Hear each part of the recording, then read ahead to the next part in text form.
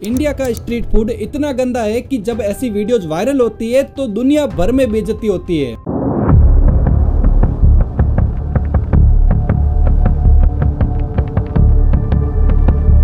चाहे वो मोमोज वाला हो या गोलगप्पे बेचने वाला या फिर वड़ा पाव बेचने वाला, हर जगह भीड़ लगी रहती है। जब तक पसीने का हाथ खाने में ना मिले तब तक टेस्ट ही नहीं आता है, और कोई साफ सुथरे तरीके से खिला दे तो स्वाद थोड़ी आता है। हलवाई की हालत हमारे सामने होती है, ना साफ कपड़े ना साफ जगह, फिर भी लोग कचौरी और समोसे खाने के लिए पहुंच जाते हैं, जो ऐसे तेल में तले होते हैं जो 8 से 10 बार यूज हो चुका है और अब देखने में पूरा काला हो चुका है। आपको सुनकर ये शौक लगेगा, पर फसाई के अनुसार सिर्फ अनसेफ फूड की वजह से इंडिया में हर साल 60 करोड़ लोग बीमारियों के शिकार हो जाते हैं और इनमें से 4,20,000 लोग अपनी जान खो देते हैं। फूड एडल्ट्रेशन मतलब कि खाने के अंदर ऐसी चीजें मिला देना जो उसका टेस्ट बढ़ा दे या फिर देखने में पहले से ज्यादा अट्रैक्टिव बना दे। लेकिन ये फूड एडल्ट्रेशन हमारी सेहत के लिए एक स्लो पॉइजन है, और जो ब्रेड, बर्गर और पाव हम रोज खाते हैं उसमें केमिकल यूज होता है पोटेशियम ब्रोमेट, जो यूरोप, चाइना और ब्राजील में बैन है क्योंकि स्टडीज ने दिखाया है कि ये कैंसर कोज कर सकते हैं। और सिर्फ ब्रेड ही नहीं, स्ट्रीट फूड, सोडाज और कोल्ड ड्रिंक्स में भी ऐसे एडिटिव होते हैं जो कि यूरोप, अमेरिका और चाइना में बैन होते हैं, लेकिन इंडिया में ये खुलेआम बिक रहा है। ऊपर से जो स्ट्रीट फूड में इंग्रेडिएंट डले होते हैं वो भी असली नहीं होते हैं। पनीर एनालॉग होता है, बटर फेक होता है,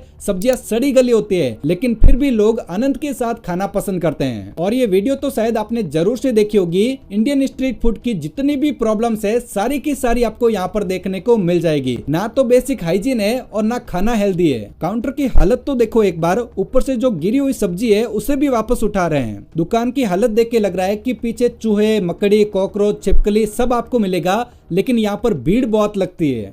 एक मैक्सिकन व्लॉगर भी यहाँ पर पहुंच गया यहाँ की फेमस कचौरी खाने के लिए, लेकिन खाने के बाद उसे तुरंत हॉस्पिटलाइज होना पड़ा। इंडिया के स्ट्रीट फूड का टेस्ट तो सबको पसंद आता है और इसका टेस्ट बढ़ाने के लिए यूज किया जाता है अजीनोमोटो, जो हमारी किडनी और लीवर को डैमेज करता है। अमेरिका और यूरोप जैसी कंट्रीज में इसका एक सेफ लिमिट डिसाइड किया गया है, जो कि 30 mg ऑफ पर किलोग्राम बॉडी वेट। मतलब अगर आपका बॉडी वेट 50 kg है तो आप एक दिन में 1.5 ग्राम अजीनोमोटो ले सकते हैं। लेकिन प्रॉब्लम यह है कि इंडिया के हर स्ट्रीट फूड और रेस्टोरेंट में अजीनोमोटो का यूज होता है, और जैसी आजकल लाइफ स्टाइल है, लोग घर का खाना कम पसंद करते हैं, बाहर का खाना ज्यादा खाते हैं, और बिना सोचे समझे हम अजीनोमोटो की जो डेली लिमिट होती है उससे ज्यादा हम कंज्यूम कर लेते हैं। आजकल प्रोसेस्ड फूड और स्ट्रीट फूड में घटिया क्वालिटी के इंग्रेडिएंट्स का बेहिचक इस्तेमाल हो रहा है। गोलगप्पे का पानी, जलेबी, लड्डू, आइस गोला और कॉटन कैंडी में आर्टिफिशियल कलर मिलाया जाता है, जैसे मेटानिल येलो और रोडामाइन बी, जो कि वेस्टर्न कंट्रीज में बैन है क्योंकि ये कैंसर कोज करते हैं। और आजकल हमारी स्ट्रीट फूड में तो एक नई बीमारी शुरू हो गई है जिसमें कुछ भी मिक्स करके बेचना शुरू कर देते हैं, जैसे मैगी में ओरियो बिस्किट, मोमोज में माजा,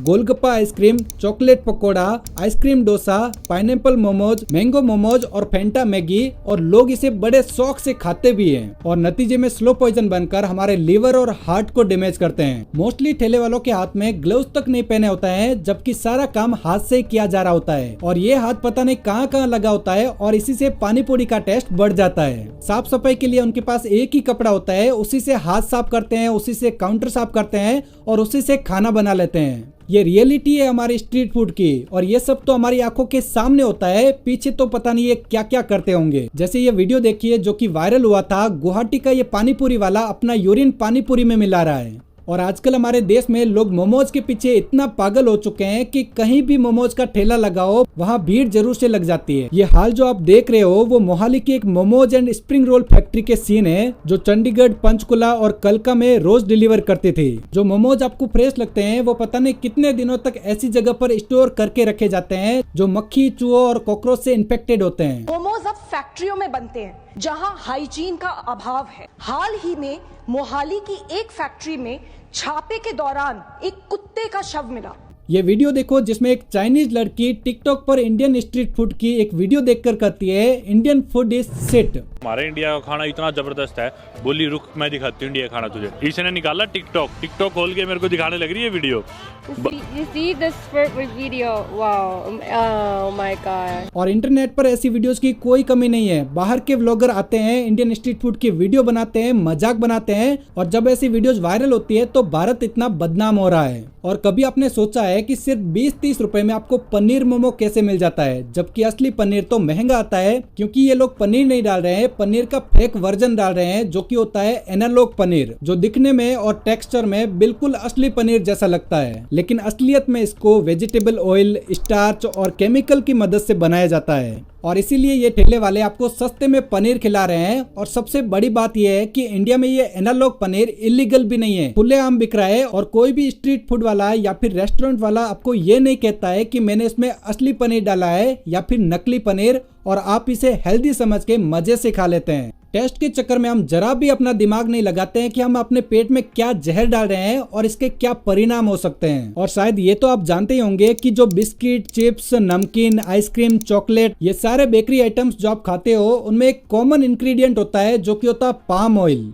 अब ये इंग्रेडिएंट न जाने कितनी कंट्रीज में बैन है, रेगुलेट है, लेकिन इंडिया में एकदम खुलेआम बिक रहा है। अगर आप किसी भी पैकेट को उठा के उसके इंग्रेडिएंट पढ़ोगे तो उसमें एक कॉमन नाम मिलेगा जो कि होता है पाम ऑयल, क्योंकि ये सस्ता है, टिकाऊ है और कंपनीज को प्रॉफिट बनाने का शॉर्टकट मिल गया है। और ये पाम ऑयल हमारे लिए हार्मफुल इसलिए है क्योंकि जब इसे हाई टेम्परेचर पर प्रोसेस किया जाता है तो इससे ट्रांस फैट्स जनरेट होते हैं और ये सैचुरेटेड फैट से भरा होता है, जिससे हार्ट डिजीज का रिस्क बढ़ता है और बॉडी में इन्फ्लेमेशन और डायबिटीज का रिस्क बढ़ता है। और ये बाहर के खाने में और पैकेट स्नैक्स में सबसे ज्यादा यूज होता है और बिना हम जाने इसे ज्यादा कंज्यूम कर लेते हैं। इसमें ज्यादा कैलोरीज की वजह से ओबेसिटी बढ़ती है और हाई टेम्परेचर पर फ्राई करने से फ्री रेडिकल्स और हार्मफुल केमिकल्स बनते हैं जो कैंसर का रिस्क बढ़ा सकता है। और अब देखो, इंडिया दुनिया का सबसे बड़ा पाम ऑयल इंपोर्टर है। यूरोप में इसका कंजप्शन स्ट्रिक्टली रेगुलेट है, लेकिन इंडिया में यह आराम से चिप्स और नमकीन में यूज होता है। और अब ये देखो, इंडिया में बिकने वाली फेंटा और यह है यूरोप में बिकने वाली फेंटा, दोनों में कलर डिफरेंस देखिए।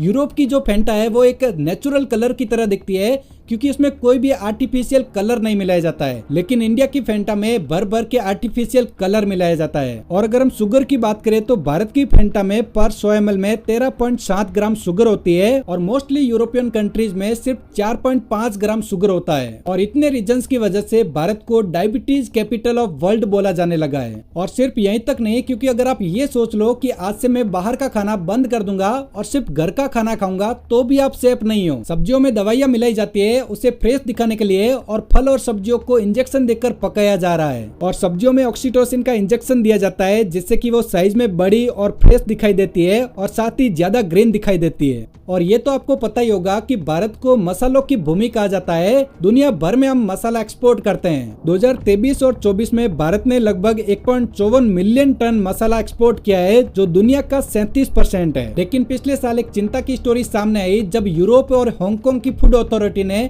हमारे फेमस भारतीय मसालों को कैंसर कोजिंग बताया। और इसके बाद कई देशों ने हमारे भारतीय मसालों पर जांच शुरू कर दी और ये भारत के लिए ग्लोबल लेवल पर एक शर्मिंदगी का पल था। तो दोस्तों, मेरा मतलब ये नहीं है कि इंडिया के सारे प्रोडक्ट्स, स्ट्रीट फूड और रेस्टोरेंट बेकार है। मैं बस आपको ये दिखाना चाहता हूँ कि ये इश्यू इतना सीरियस है जो हमारी हेल्थ के लिए कॉमन बन चुका है। हमें हमारी हेल्थ के लिए सोचना होगा, इसे हम इग्नोर नहीं कर सकते। हम जो भी प्रोडक्ट खरीदते हैं उसमें हमें इंग्रेडिएंट जरूर से चेक करना चाहिए और डेली जो लिमिट होती है उससे ज्यादा हमें कंजप्शन नहीं करना चाहिए। और जिस ठेले पर आपको गंदगी नजर आती है वहां से बचिए, क्योंकि आज की डेट में अगर आप 50 रुपए बचा दोगे तो बाद में आपको हॉस्पिटल में 5,000 रुपए भरने पड़ जाएंगे। और हमारे देश की फूड अथॉरिटी FSSAI को भी ये टॉपिक सीरियस लेना चाहिए। जो भी प्रोडक्ट आप खरीदते हो और खाते हो उसमें पहले एक बार जरूर से चेक कर ले कि उसमें कितना पाम ऑयल है और उसमें कितना शुगर है। डेली लिमिट से ज्यादा आपको कभी भी कंजप्शन नहीं करना चाहिए। तो चलिए दोस्तों, अगर आपको वीडियो पसंद आया हो तो जरूर से लाइक कीजिए, शेयर कीजिए अपने दोस्तों के साथ भी, और चैनल पे नहीं हो तो सब्सक्राइब जरूर से कर लीजिएगा। चलिए अभी मिलते हैं नेक्स्ट वीडियो में,